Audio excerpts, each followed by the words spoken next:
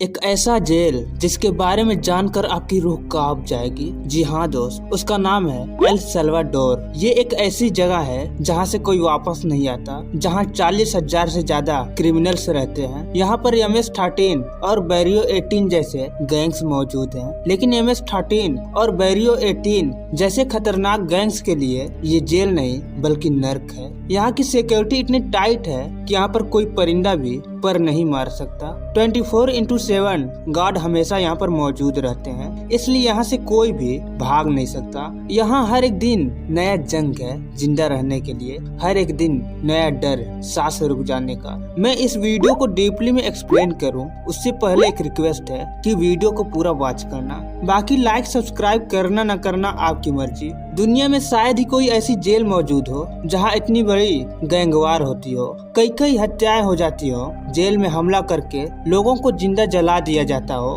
काटे गए सिरों से फुटबॉल खेली जाती हो। क्या आप मेरे कहे गए शब्दों को इमेजिन कर पा रहे हैं कि मैं क्या कह रहा हूँ? मैं जो भी कह रहा हूँ वो सब होता है एल सल्वाडोर की जेलों में। एल सल्वाडोर की सबसे बड़ी जेल एस्पेरांजा में मौजूद है। ये जेल 10,000 कैदियों के लिए डिजाइन की गई थी, लेकिन यहाँ पर 33,000 से भी ज्यादा कैदी मौजूद है। मार्शल अपने इंटरव्यू में बताते हैं कि यहाँ एक गिरोह के सदस्यों ने अपने गार्डों की हत्या कर दी और एक का सिर काट कर उसके साथ फुटबॉल खेला। 2024 के फरवरी महीने में वहाँ के राष्ट्रपति बुकेले ने नया कारावास का उद्घाटन करने का अनाउंसमेंट किया था, जो 40,000 कैदियों के लिए डिजाइन किया गया है। एल सल्वाडोर जेल के निदेशक ओसिरिस लूना ने कहा कि नई जेल 410 एकड़ में फैली हुई है, जिसकी सुरक्षा के लिए 600 सैनिक, 250 पुलिस फोर्स तैनात किए जाएंगे। देश में जुर्म का स्तर काफी ज्यादा था, इसलिए वहां के राष्ट्रपति ने प्रण लिया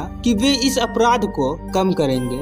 नार्को गैंग में शिकंजा कसते हुए उनके राज में ताबड़तोड़ छापेमारी और गिरफ्तारियां हुई, जिसके बाद बीते 20 महीनों में 70,000 से ज्यादा लोगों को गिरफ्तार किया गया। एल सल्वाडोर एक ऐसा जेल है जहां की कैदी 24 घंटे आर्टिफिशियल लाइट में रहते हैं। अधिकतर कैदियों को इस जेल में डाला गया। ये एक अभेद्य किला है जिसके अंदर किसी बाहरी के लिए घुस पाना या कैदियों के लिए बाहर निकल पाना असंभव है। जो कैदी एक बार इसके अंदर आ जाता है वो बाहर की रोशनी नहीं देख पाता है। उन्हें सिर्फ लोहे की पतली चादर मिलती है सोने के लिए। आप यहाँ के रहन सहन का अंदाजा इस बात से लगा सकते हैं कि यहाँ पर बराबर डेड बॉडी बाहर आते रहते हैं। शायद आपको अंदाजा लग गया होगा कि यहाँ का शासन कितना क्रूर है। यहाँ पर कैदियों को घुटनों के बल रखा जाता है। उनके शरीर पर खास तरह के टैटू बनवाए जाते हैं। जब उन्हें जेल के अंदर ले जाया जाता है तो उनके शरीर पर कपड़े तक नहीं रहते हैं। शायद इतने क्रूर शासन की वजह से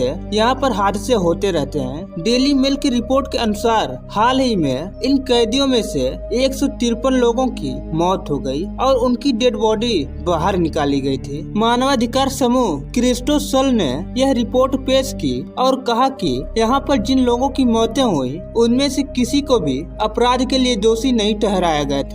जिन अपराधों के लिए इन्हें गिरफ्तार किया गया था उसकी पूरी सुनवाई तक नहीं हुई। मरने वालों में 4 महिला कैदी और पुरुष कैदी थे। मौत के बाद देखा गया तो इनके शरीर पर गंभीर चोटों के निशान मिले, गलत अंगों पर प्रहार किए गए। आधे लोगों की मौतें मारपीट करने से हुई, जबकि कुछ लोगों की मौतें कुपोषण यानी पर्याप्त भोजन न मिलने से हुई। रिपोर्ट के खौफनाक सच सामने आए तो ये भी पता चला कि जेल की सुरक्षा कर्मी और अधिकारी इनके साथ बुरा सलूक करते थे। बीमार होने पर इलाज नहीं किया जाता था, जानबूझकर दवा नहीं दिया जाता था। हालांकि सरकार ने मौत होने वालों की एग्जैक्ट नंबर अभी भी पब्लिकली शेयर नहीं किया है। उस रिपोर्ट से यह भी पता चलता है कि उन्हें बिजली के झटके दिए जाते थे। तो ये कहानी थी एल सल्वाडोर जेल की, जिसकी खौफनाक सच्चाई जानकर आप दंग रह गए होंगे।